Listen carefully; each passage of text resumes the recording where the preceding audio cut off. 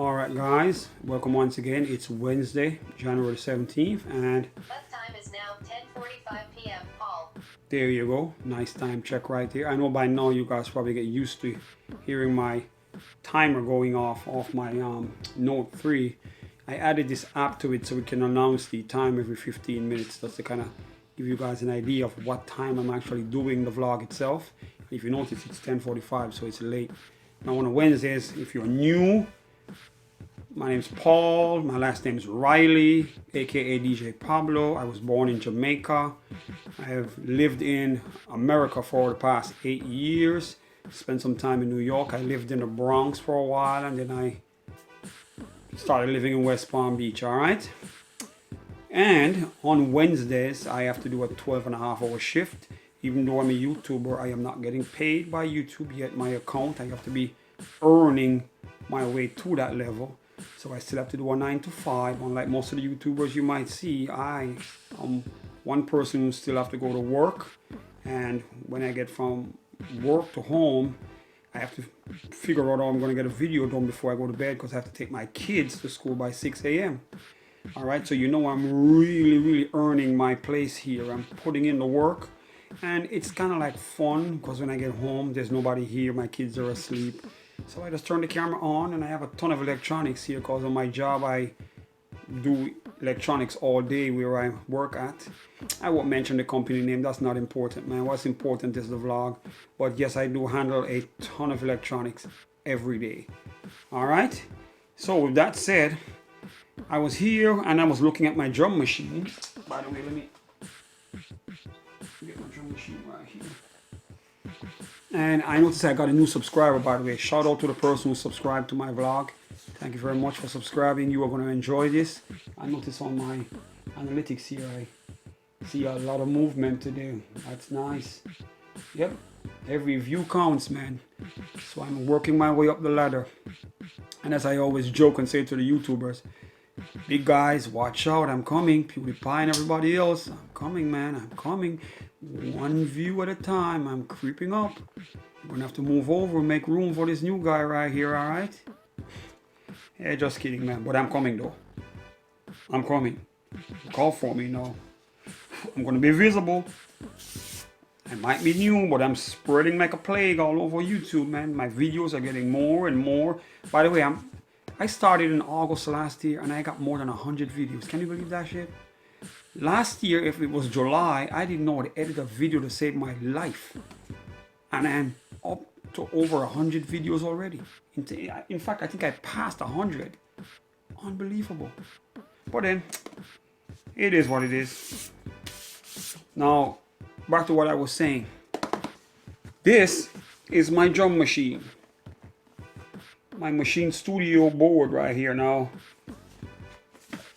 It's funny how when you started DJing, you're just caught up with DJing, and in the mix you just want to scratch it and mix music and make people dance.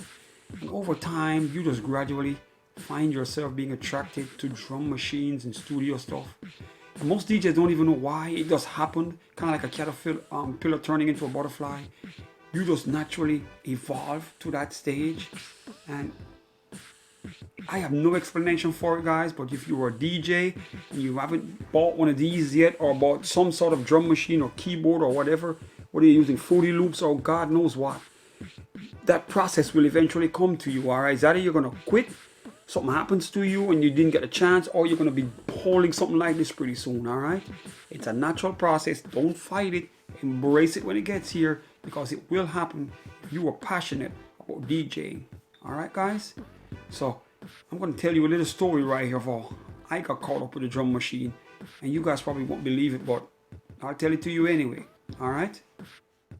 Okay, guys, back in like the mid 90s, I had a friend back in Jamaica. His name is Noel. Came from the same area as me, Portmore, and he was the founder of a very popular sound system called Bad Influence Disco. And I was at his house one day, and he had a simple drum machine. I think it was made by, I think it's Boss or something. I can't remember the name of it. And I was like, can I borrow this drum machine for a while? And he was like, sure, because I don't know how to use it anyway, man. He was using it for like like a sampler that just trigger some sounds when they DJ at parties for like a simple sampler. And I was like, can I borrow it? And I was like, sure, go ahead, man. I took it home, and the night, I don't know how I got it to work, but I just plugged it in and naturally just figured it out instantly. And before the night was done, I made 3 beats on that machine. And I remember when I gave it back to him, I gave it to him with the beats on it. I didn't know how to save it. They were stored inside the machine itself. And when I gave it back to him, I was like, listen what I did with it. And I played 1, then I played 2, then bam, the 3rd one. And the funny thing is, even though I was in Jamaica at the time, I made some hip hop beats, which was another weird part, because I was hearing reggae music all day, but for some reason, I could knock a beat, make a hip hop song in no time easily, and I didn't know nothing about making beats. All I know is I was listening to music for so damn long. I know that there is an intro and there's a chorus or a hook, and some people do. And the funny thing is, I didn't know nothing about bars. But when I was on the machine, I knew what I was doing, and I didn't know to count bars or none of that. When I was done, I made the beat, and he was playing. I was like, wait a minute, you made this? And I'm like, yeah, I don't know how, but I was just playing around with it. Before you know it, bam, I made a beat. And those beats were lost. We didn't save them. We didn't do a damn thing. He just, well, so be it. And they cleared the memory and it was gone. And at the time, I didn't see myself as being a producer ever or making beats ever. But for some reason, it just happened. I just naturally went right into the machine, and before you know it, I was banging them out like nothing, man. And since then, I started messing with software, because then I didn't own a drum machine. I had to go back home on my own now. So now the machine's back at his house. And I was like, wait a minute, man, this stuff here is kind of interesting. Eventually, I discovered Fruity Loops online, and I'll be honest, I got a bootleg version of Fruity Loops. I'm gonna keep it real here. We couldn't afford Fruity Loops back in Jamaica. I downloaded a pirated copy just to try it out, and I was playing with it, and it taught me a lot. So what I'm saying, I made a ton of beats on Fruity Loops, and that taught me a lot. Eventually, I started trying Reasons with all this equipment and stuff, because I was doing the sound systems back then. So I was familiar with stringing up, plugging in the compressor into this and the EQ into that. So I had an idea how to do that stuff. And then when I started using Reasons, when you flip the rack around and you have to string the wires and stuff, that kind of like seemed easy after me messing with Fruity Loops for a while. And then I was like, nah, I need to get on an MPC, because I was watching BET all day in Rap City, and I used to see the producers banging beats out back in the day, Pete Rock and everybody else. They were always talking about, oh, I got the MPC this and I got the MPC that. Poor me back in Jamaica, we couldn't afford an MPC, because that would be thousands of dollars that we've never even seen.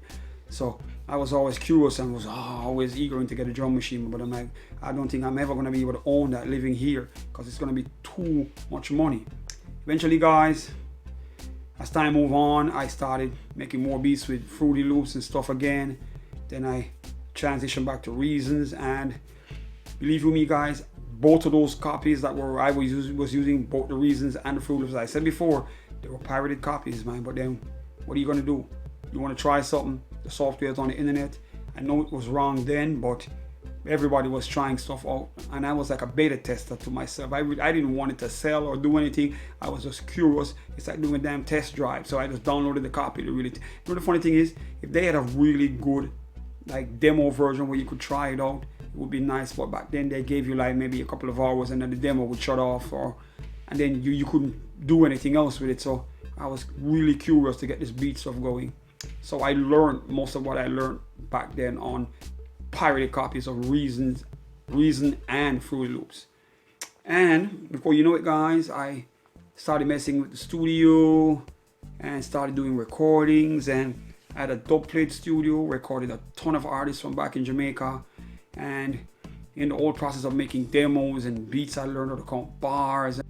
And before you know it, guys, eventually I had to pack everything up, and I came here, started a new life. And the minute I started to make some money, I walked up into Guitar Center one day, and I purchased this right here. Because at the time, a lot of years have passed. The MPC was no longer the dominant machine. The Germans came in from Native Instrument. They brought the Machine Studio. They had 2 more before this, by the way, but this one came out when I had my money. And I was like, that's it. I've never seen anything like this. I saw DJs using it with their DJ set. But then once I saw this, it took me back to that place when I was messing with that first drum machine at my friend's house. And as much as I saw DJs with it, I wanted it to make beats. And I went in and I bought one. And since then I've been doing it naturally all over again. I just go in and I find the sound, and once I find something interesting and I create a nice chord, just play a simple chord with it. Sounds good. The rest is history. I create my loops and I bang in everything else. Put my hi-hats, my drum, my kicks, my bass, whatever. And before you know, the beat's done. Yep. So that is really all I got into the whole beat making process.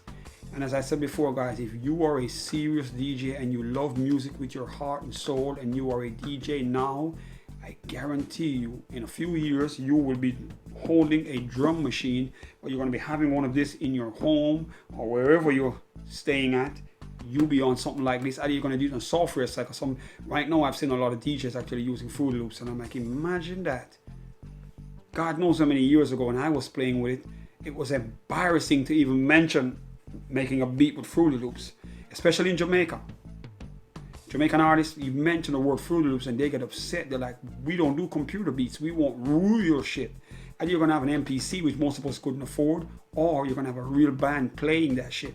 And I'm talking playing drums and guitars and stuff, and I don't know any of my friends that could play that stuff, so we would never be able to make a beat.